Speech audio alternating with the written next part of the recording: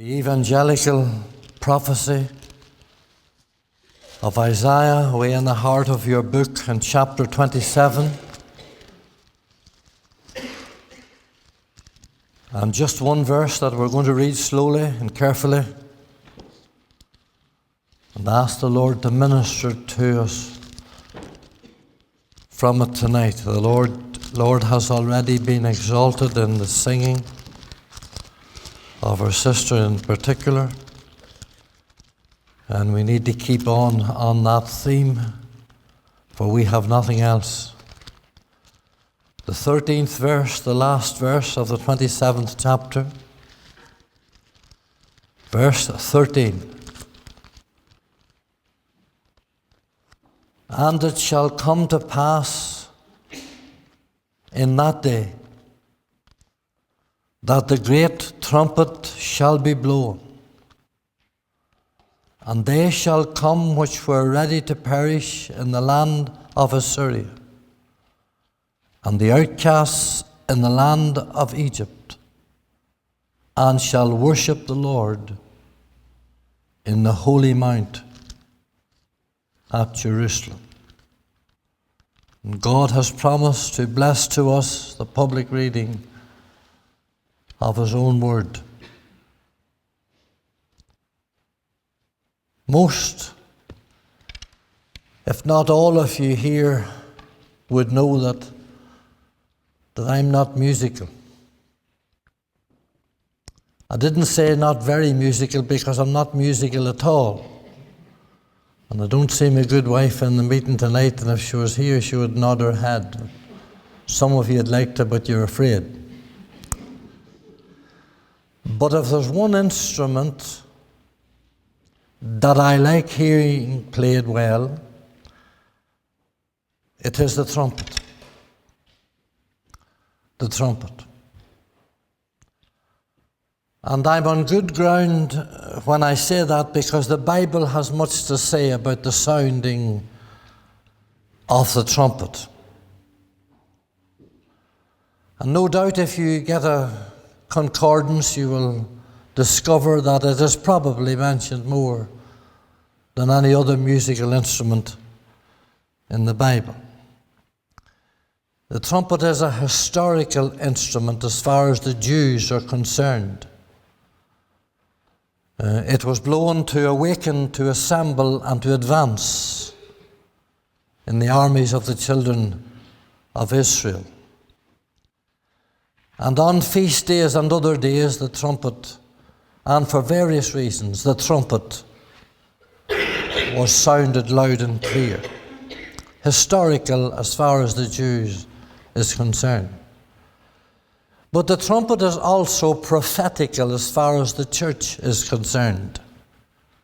For we believers know, if we know our scriptures at all, that the Lord Jesus is returning, and the trumpet shall sound for the church, and the dead in Christ shall rise first, and we which are alive and remain shall be caught up to meet Him.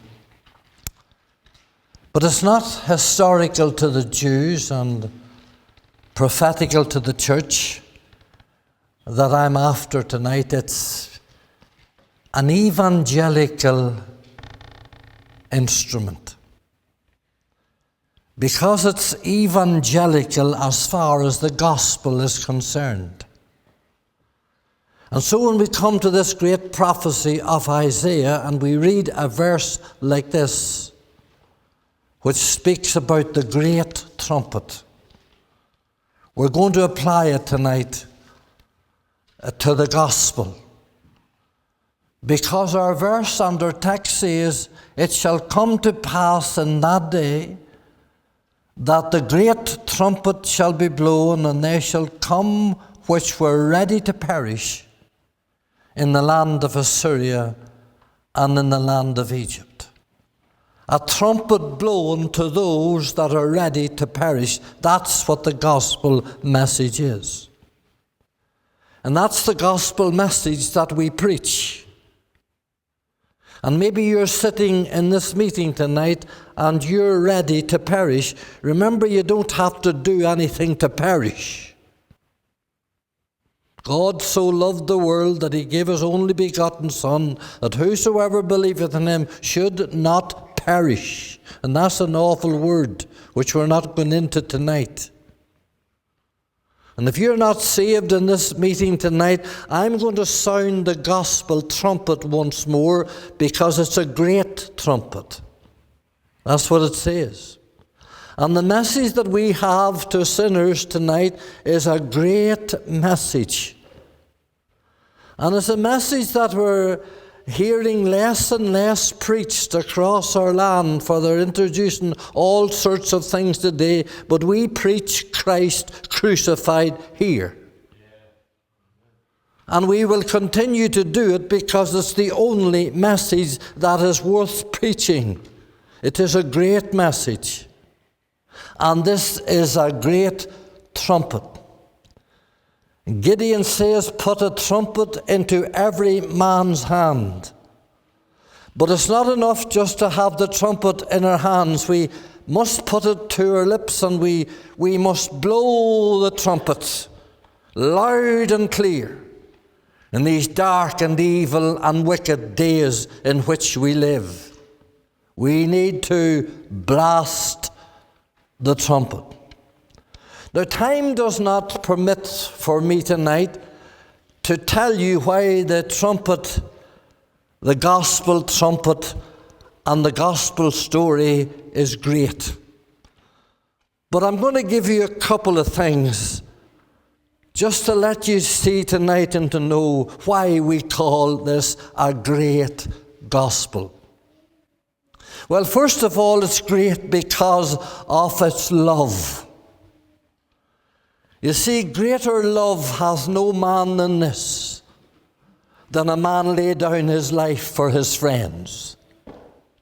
A greater love, my friend, shall never be found than the love of Christ for sinners.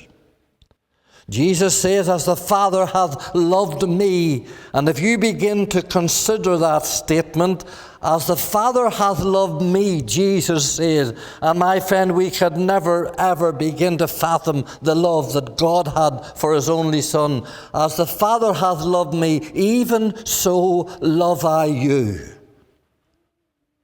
So you're loved tonight with an everlasting love. It's love beyond compare. And so we call it great because of its great love unto him that loved us and loosed us and washed us from our sins in his own blood. Hallelujah, for the love of God. And that love that was manifested at Calvary's cross.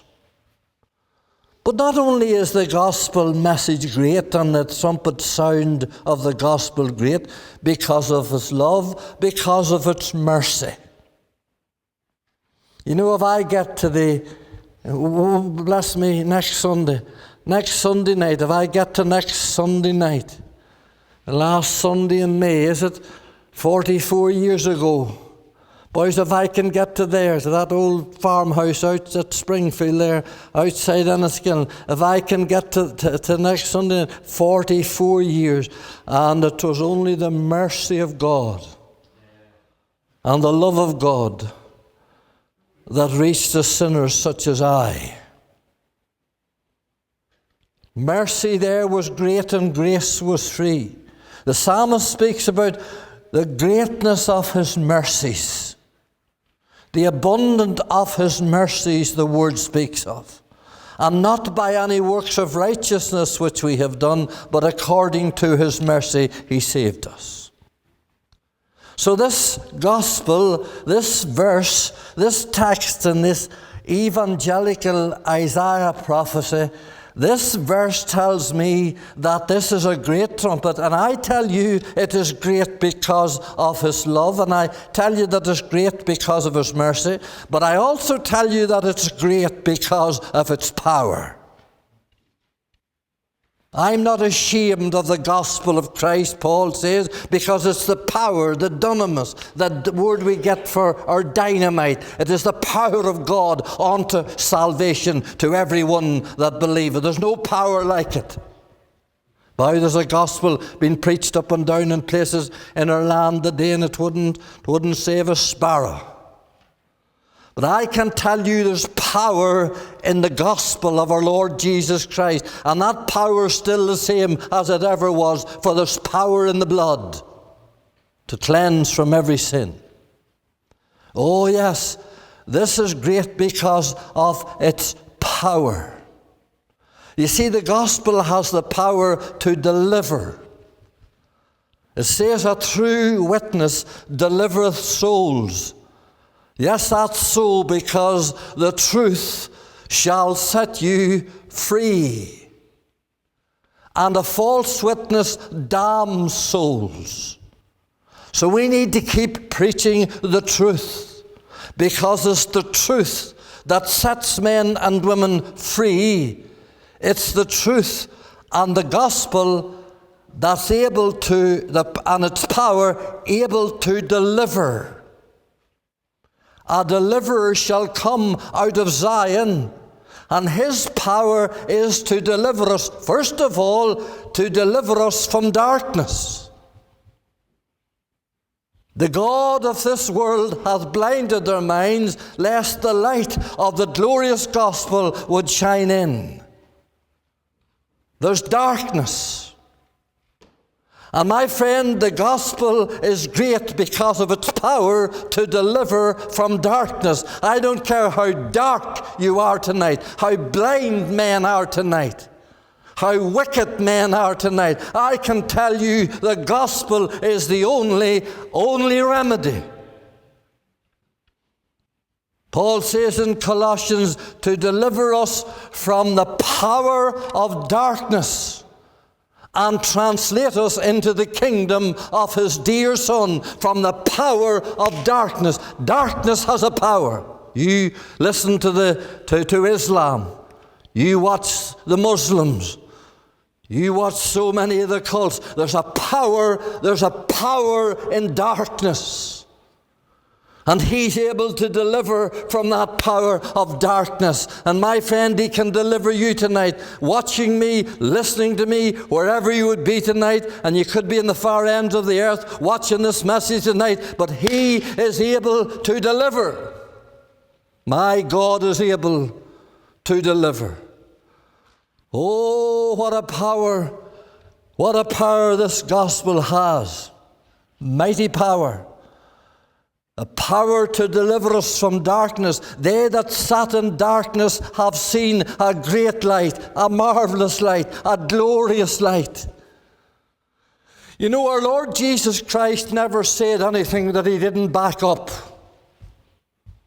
We make all sorts of statements and we say all sorts of things, and we're going to do this and we're going to do that, and there's a lot of things we say we're going to do, we don't do. There's a lot of things we say we're going to do, we can't do.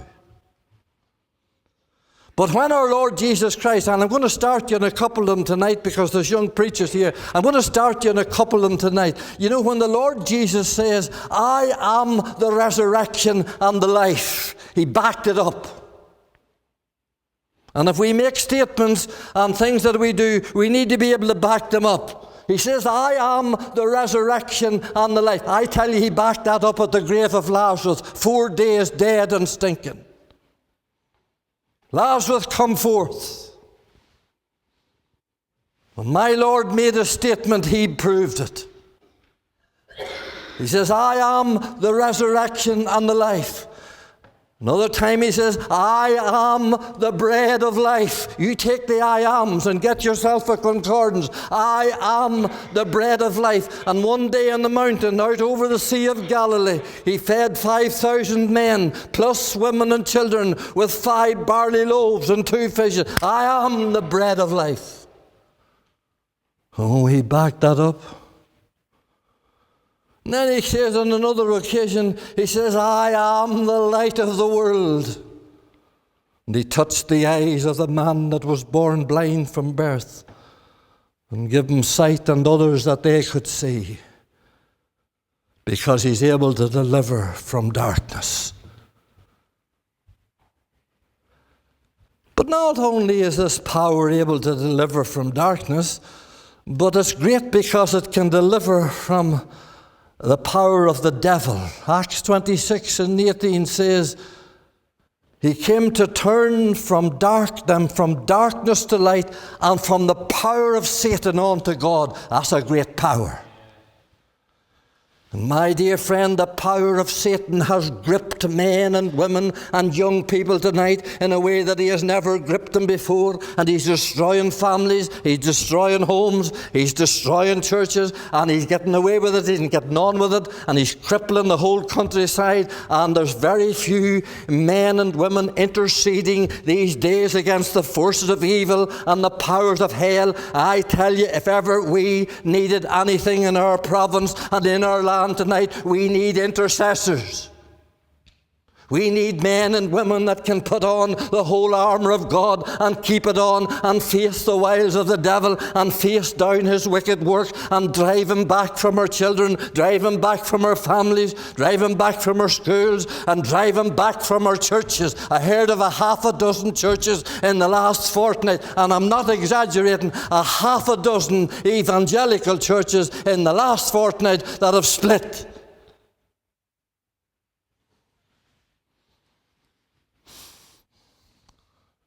Because there's a power, and it's the power of the devil which we know nothing about, and we're not taking on, and we're letting him run loose shod over. We need to stand, having done all to stand. Where are the praying men and women? Where are the praying people? And I don't know much about this family here from Fermanagh. They will know that there was praying people in Fermanagh. When I was saved as a young man in 1970, I tell you, I went to prayer meetings in Fermanagh where farmers were with their coats off, and they were on their knees before the Lord crying unto God. I could name you a dozen of them. They're all gone. Men who interceded for the valley of the Erne. Men who interceded for their children, for their families, for their homes. There's very little of it now. But there's a power. The devil has got a power. But this message of the gospel, my friend, this trumpet sounded, I tell you this, it is a mighty message. And if it's backed up in prayer, it has power to deliver from darkness. It has the power to deliver from the devil. And it has the power to deliver from death. Who has delivered us from so great a death? And I haven't time tonight, but there's three deaths. There's the physical death, there's the spiritual death, and there's the eternal death. And the gospel is able to deliver from all three of them. I tell you, it's great. It can deliver you tonight from eternal death, which is the second death, which is the lake of fire. Listen, if you're not saved tonight, if you're not born again by the Spirit of God tonight, if you're depending on some profession, if you're depending on communion or confession or being a Protestant or something else, you're on your way to hell as fast as you can go. And not only that, but you're going to be cast into the lake of fire. My dear friend, you can't live your life without Christ. You're ready to perish. This is to those that are ready to perish. Is that you tonight? Well, we have the power here, the power of the gospel. It's great because of His love. It's great because of its mercy. It's great because of its power. And it's great because of its peace. Great peace have they that love the law, and nothing shall defend them. Oh, I tell you, we could go on. Isaiah says that there is coming a day when the great trumpet shall be blown. Well, we're blowing it. So it's a proclamation to the people. Secondly, there's a stipulation to the period, because here's what it says in the verse. And it shall come to pass, and here's the three words, in that day. That's the day we're living in. This day, the great trumpet is being sounded. And this is the day of grace. In that that day. And 2,000 years passed now and over it, and we're still in the day of grace. But this day is going to end. It's coming to an end. And it's coming to an end very fast. And I say to you tonight, today, if you hear his voice, harden not your heart. It tells us in Ezekiel of a man, and it says he heard the sound of the trumpet, but he took not heed to the warning, and his blood was on his own hands. Boy, that's some text. He heard the sound of the trumpet. Now this trumpet has been blown, thank God. It has been blown across Ulster over the years. And thank God many have heard its sound. But to take not heed to the warning is a very dangerous business. Because this great trumpet is going to be sounded in that day. And Jesus, I tell you, is coming soon, and this day is going to end. And I challenge you tonight. There's a stipulation to the period here. The night is far spent, and the day is at hand. Come now, let us reason together, saith the Lord. Though your sins be as scarlet, they shall be white as snow. Though they are red as crimson, they shall be as wool. Come now, let us reason together, saith the Lord. It's today. Now, this moment, you haven't another hour, you haven't another day. You're ready to perish.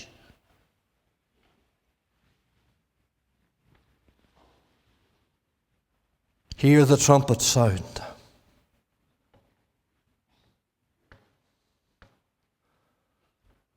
The trumpet's invitation, there's a stipulation on it this day. But this trumpet also gives an invitation, because here's what the text says, as an invitation to the perish. And here's what it says: they shall come which are ready to perish from Assyria, and the outcasts from the land of Egypt. Outcasts. You see, Christ Jesus came into the world to save sinners, and this is the great gospel we preach, the outcasts. I tell you, the date that I was saved, the people round Derragonley and round Fermanagh, that part of Fermanagh wouldn't give you that. And the fact that I was told it'll not last them an hour. Hallelujah, it lasts for 44 years. An outcast. And there's people in this meeting tonight, and I think of Gypsy Smith. They say that Gypsy Smith preached to more people maybe than anybody else on earth. They say that he saw probably 1 million souls won for the Lord. He was brought up in a gypsy camp in Bedford. And he was hammering at the old tins and living in squalor. And he went into this church one night, and the Holy Spirit drew him in.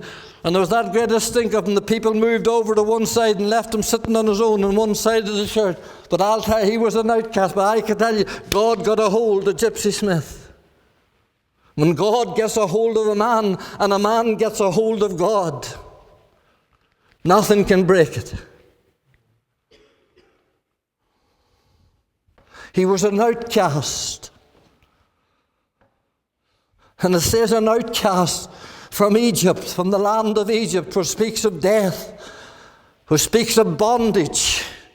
Come on tonight, you're in bondage. You're in sin tonight. God only knows what you're thinking at. You're ready to perish, I tell you.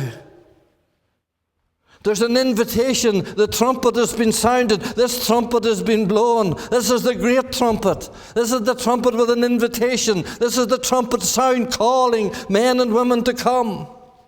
Hear the sound of it.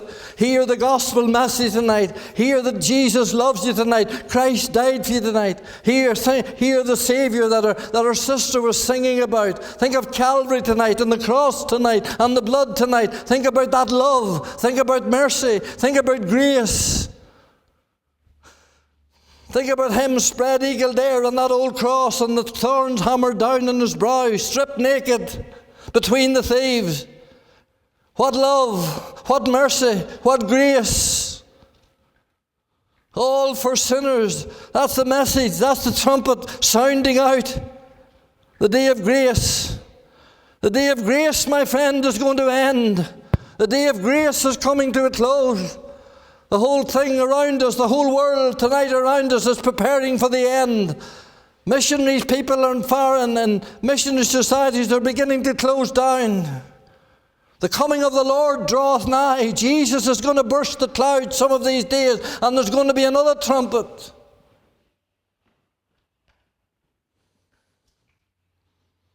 And I trust that you will be ready when that comes. These are outcasts, he says, from a desert place, from a barren place. Outcasts from the land of Syria. The desert. You're not saved tonight, you're in the desert. The desert is a lonely place. The desert is a thirsty place. The desert is a dying place. Nobody with an ounce of sense would build a house in the desert. All the desert, the wilderness is in the desert, littered with dead men's bones. My friend, you're not living tonight because you haven't Christ. You haven't got peace tonight because you haven't Christ. You're tortured with sins of your past because you haven't Christ. Because let me tell you that our sins and iniquities he'll remember no more. That's how great this message is. As far as the east is from the west, so far hath he removed our transgressions from us. And I'm living in the good of it, I tell you tonight. I'm living in the blessing of the message, of the trumpet gospel, trumpet message that I heard that Monday morning. I'm living in the good of it, and I'm living in the good of it every day. And you can live in it too. Sins forgiven, peace with God, assurance of heaven.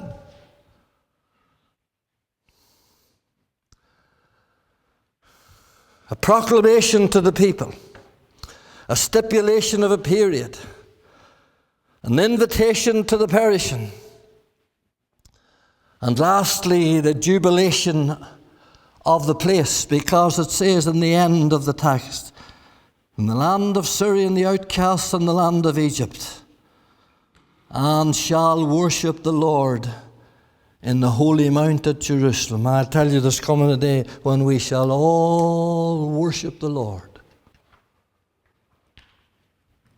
in the glories of heaven, in the new Jerusalem. Shall worship the Lord in the holy mount at Jerusalem. That's to me and to us as heaven. Oh, what a day that's going to be. And how will that day come about? That day will come about with the blast of a trumpet. The Lord shall descend from heaven with a shout, with the voice of the archangel and the trump of God. And Paul tells us in 1 Corinthians 15, and the last trump. So if there's a last trumpet, there has to be a first one. You go away and find out what the first trumpet was.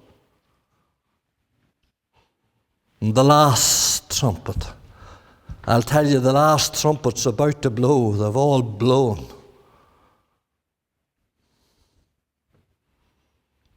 And some of these days he's going to descend the slopes of the sky in all his majesty and glory and power, for Jesus is coming again.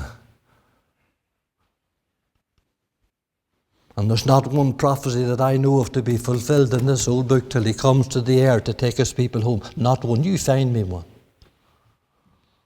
Don't talk about it. Find me them. And the only thing that's keeping him back from coming and taking out the church, I tell you, is his love and his mercy for sinners. Some of these days the house is nearly built. Some of these days the last ridge tile will go on and the job will be complete. And Jesus shall come. And the dead in Christ shall rise. At the blast of that trumpet, I tell you, the dead in Christ shall rise first. All that the times you stood round the graveside, the old mother and the father and the wee child. I tell you, he's not going to miss one. And the sea shall give up their dead. And boys think they're smart, being cremated and scattered. Scatter them where they like. And if that notion's in your head tonight, get it out of it. Because don't you think for 1 minute that you'll duke God. I heard a woman, she said, I want a wee bit scattered up there above Derrigan, and I want another wee bit scattered somewhere else, and another wee bit scattered somewhere else. That's it, that's the end, that's all over. The Creator has no problem, will have no problem. That brought us from dust in the first place, he'll have no problem bringing us from ashes.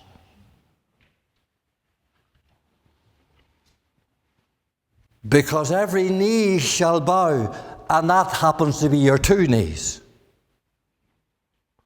And every knee shall bow, and every tongue confess that Jesus Christ is Lord. And if you don't confess him now, here, you'll confess him then. Not a matter of you confessing him being Lord, it's a matter of when.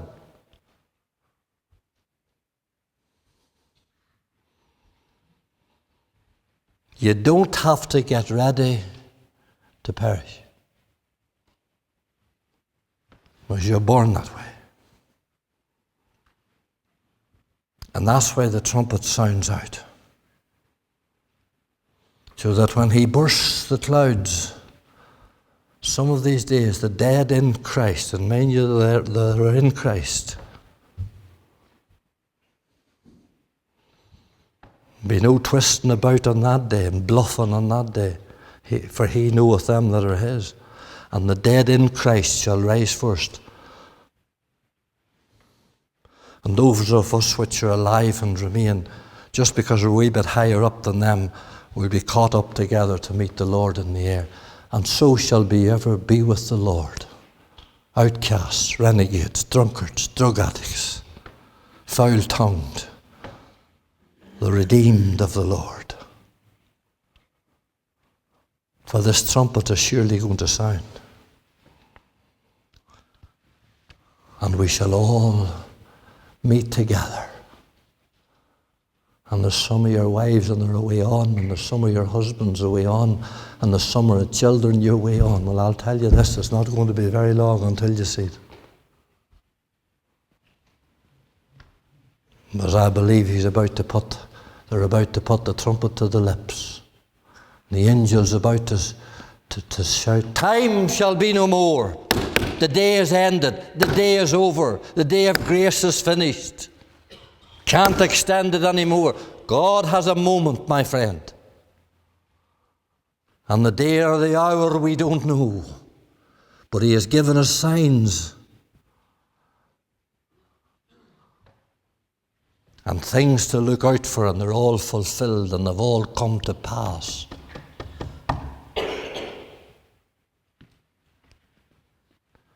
Where do you stand? In the light or in the sound of the trumpet? This great trumpet that Isaiah talks about, that will call those out of the deserts and the outcasts of Egypt that are ready to perish, and unite them all together in the glory. Listen, don't miss it. Don't miss it. Don't go home tonight without him. Just whisper a wee prayer to yourself there and say, Lord, save me. Lord, I want to be with my husband. I want to be with my wife. I want to be with my wee child. I want to be forever with the Lord, which is far more important. I want to see him.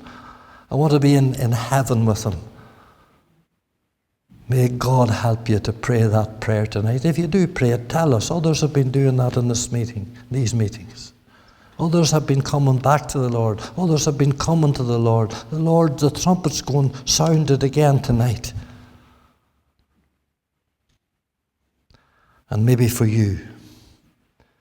And God help you to come. Let us pray. We're not going to sing anymore.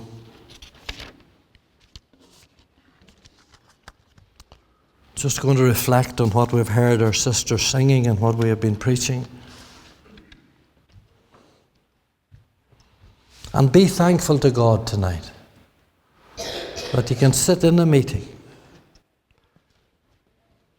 where the gospel is sung, where the Lord Jesus is glorified and uplifted, where the message is preached clearly of what you need to do and when you need to do it. You're in no doubt tonight.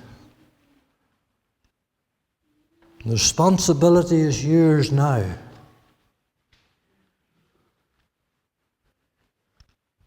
He or she heard the sound of the trumpet, but they took not heed to the warning. Oh, it sends shivers up my back.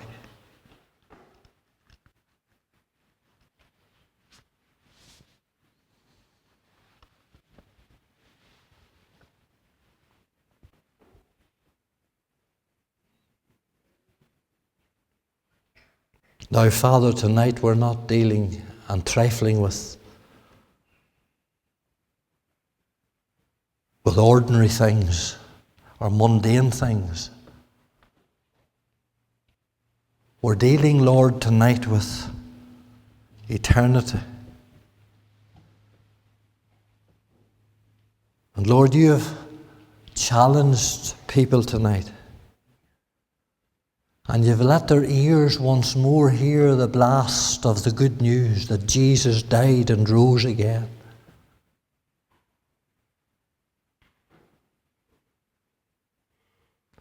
And Lord, we thank you that we have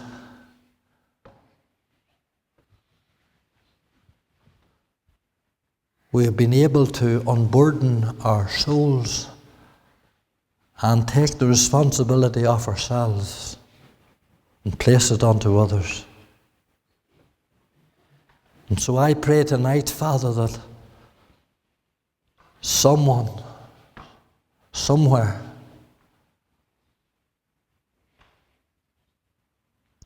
ready to perish, maybe perish before midnight.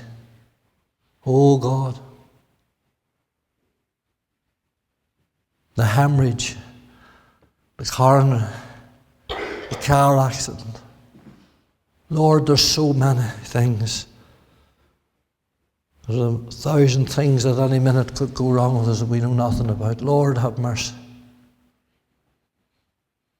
Ere this day would end for us, and the day of grace would be over, and there's no more time.